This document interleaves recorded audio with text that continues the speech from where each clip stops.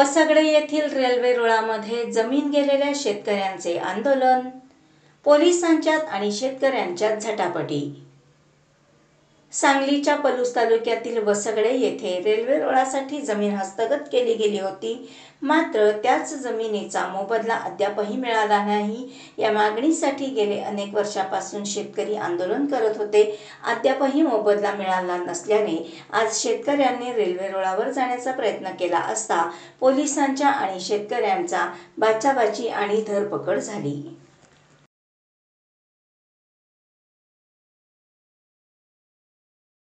की तुमची रेल्वे प्रशासनाची जागा असेल तर मान्य आहे, जर शेतकरी जागा असेल तर तुम्ही ट्रॅक टाकला का? तुम्ही त्या वरच्या अधिकाऱ्याने का टाकला ट्रॅक?